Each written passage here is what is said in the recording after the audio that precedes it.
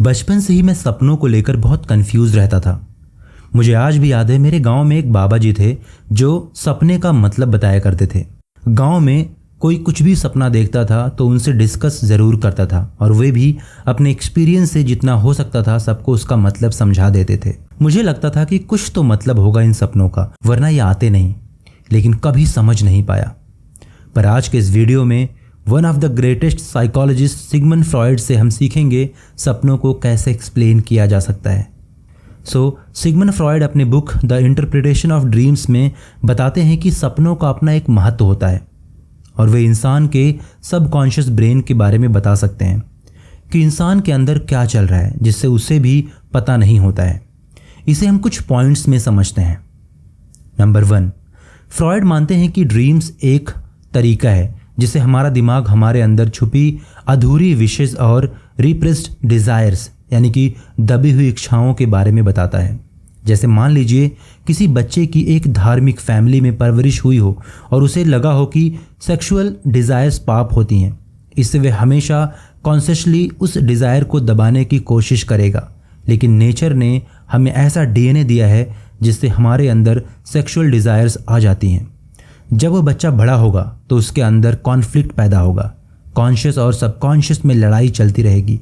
इसका पता उस बच्चे को कभी नहीं लगेगा। ऐसा कॉन्फ्लिक्ट बहुत से लोगों में चलता रहता है। इससे तरह तरह की मानसिक विकृतियां पैदा हो जाती हैं।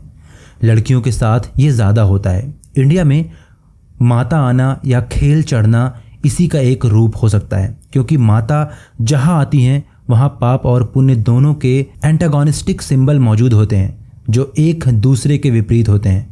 सामने किसी देवी की मूर्ति होती है और साथ ही जोर का म्यूजिक बजता है। इससे ब्रेन में कॉन्फ्लिक्ट पैदा हो जाता है और रिप्रेस्ड डिज़ायर जोर जोर से सिर हिलाने के रूप में परिलक्षित होने लगती हैं। यानी व्यक्ति डांस भी करना चाहता है और नहीं भी, तो इस तरह से एक विकृत सा डांस ही उभर कर आता है जिसे हम कहते हैं कि माता आया हुआ है। नंबर 2, फ्रॉइड कहते हैं कि सपने स्पष्ट बात नहीं करते बल्कि अक्सर सिंबल और मेटाफोर के सहारे खुद को प्रकट करते हैं। जैसे स्ट्रिक्ट पेरेंट्स से आज़ादी चाहने वाले युवाओं को किसी दानव द्वारा घसीटे जाने के भयंकर सपने आ सकते हैं या कहीं से गिरने के सपने आ सकते हैं। यहाँ घसीटे जाने या गिरने का मतलब यह है कि वे घर से दूर जा रहे हैं या आज़ादी पा रहे हैं, लेकिन किसी दानव द्वारा घसीटे जा रहे हैं या ऊंचाई से गिर रहे हैं, इसका मतलब यह है कि घर से दूर जाने में बहुत खतरे भी हैं और उनके मन में अनिश्चितता का डर भी है। यानी ऐसे लोग जद्दोजहद में होंगे, वे जाना तो चाहते हैं लेकिन उन्हें अंदर ही अंदर डर भी लगता है। नंबर 3, फ्रॉइड कहते हैं कि सपनों के कंटेंट को 2 भागों में बांटा जा सकता है, मैनिफेस्ट कंटेंट और लैटेंट कंटेंट। मैनिफेस्ट कंटेंट का मतलब है जो कुछ भी हमें ड्रीम्स में दिखाई दे रहा है, और लैटेंट कंटेंट का मतलब है उन इमेजेस या सिंबल के पीछे का छुपा हुआ मतलब जिसे समझना बेहद पेचीदा और मुश्किल हो सकता है और केवल साइको एनालिसिस का कोई विद्वान ही उन्हें सही से इंटरप्रेट कर सकता है, यानी कि उसकी व्याख्या कर सकता है। फ्रॉइड बताते हैं कि लैटेंट कंटेंट को समझने के लिए किसी भी इंसान की पर्सनालिटी, तजुर्बे और डिज़ायर को समझना ज़रूरी है। क्या कोई इंसान बहुत सेंसिटिव है या नहीं, उसके साथ क्या क्या घटना घटी हैं, उसने क्या दुख झेले हैं आदि को समझकर हम मैनिफेस्ट कंटेंट के सिंबल का मतलब समझने की कोशिश कर सकते हैं। नंबर 4, इस किताब में फ्रॉइड ने बहुत से सिंबल्स का जिक्र किया है, जैसे गिरना, उड़ना, पीछा किया जाना, सांप देखना, पैसे मिलना, खुद की लाश देखना आदि। फ्रॉइड कहते हैं कि इन सभी सिंबल्स का यूनिवर्सल मीनिंग है। फ्रॉइड कहते हैं कि बहुत से सपने हमारी सेक्सुअल डिज़ायर या एग्रेसिव डिज़ायर को भी परिलक्षित करती हैं। नंबर 5, ड्रीम वर्क या प्रोसेस जिसके चलते हमारा सबकॉन्शियस दिमाग हमारी डिज़ायर को सिंबल्स में बदलता है। इसके 3 स्टेप्स होते हैं, कंडेंसेशन, डिप्लेसमेंट और सिंबलाइजेशन। चलिए बात करते हैं कंडेंसेशंस की।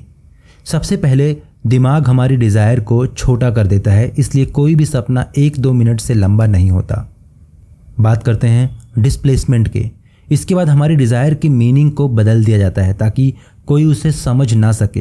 यह आपकी सर्वाइवल इंस्टिंक्ट का हिस्सा है, क्योंकि अंदर ही अंदर सबको डर होता है कि कोई हमारी डिज़ायर को जान ना ले, इसलिए सपना कभी स्पष्ट नहीं होता। सिंबलाइजेशन, इसके बाद उस डिज़ायर के लिए उचित सिंबल आपके अंदर से आ जाते हैं। जैसे आप सपने में गिर सकते हैं, पैसे देख सकते हैं और किसी दानों के घसीटे जाने का भी देख सकते हैं आदि। तो इस तरह से हमारा ब्रेन एक ड्रीम तैयार करता है जिसे ड्रीम वर्क कहते हैं। नंबर 6, फ्रॉयड कहते हैं कि कई बार सपनों की मल्टीपल लेयर्स भी हो सकती हैं, क्योंकि इंसान के अंदर हज़ारों डिज़ायर्स होती हैं। बहुत से ड्रीम्स हमारी अधूरी इच्छाओं को भी दिखा सकते हैं और ट्रॉमा आदि को भी दिखाते हैं। बहुत सी लड़कियां जो दुष्कर्म से ट्रॉमा से गुजरती हैं, उनके सपने बहुत विविड होने लगते हैं। वे हेलुसिनेशन की तरह बन जाते हैं जिन्हें वे भूत प्रेत भी मान सकती हैं, और उनका शरीर ऐंठने अकड़ने लगता है जिससे लोग पोजीशन भी समझ लेते हैं। अज्ञानतावश लोग उन्हें तांत्रिक और ओझा आदि के पास ले जाते हैं। नंबर 7, फ्रॉयड कहते हैं कि ड्रीम्स इसलिए आते हैं ताकि इंसान अपनी डिज़ायर्स को उनके ज़रिए बाहर निकाल सके। अगर ऐसा ना हो तो इंसान पागल हो सकता है, क्योंकि ये डिज़ायर्स हमेशा उसके अंदर रहेंगी और उसे तंग करेंगी। इसलिए ब्रेन उन्हें ड्रीम बनाकर बाहर निकाल देता है। फ्रॉयड कहते हैं कि ड्रीम्स को समझकर इंसान खुद को हील कर सकता है, अपनी दबी डिज़ायर्स को अच्छी तरह से समझ सकता है, उन्हें पॉजिटिव तरीके से फुलफ़िल कर सकता है। इससे उसकी मेंटल हीलिंग हो जाएगी।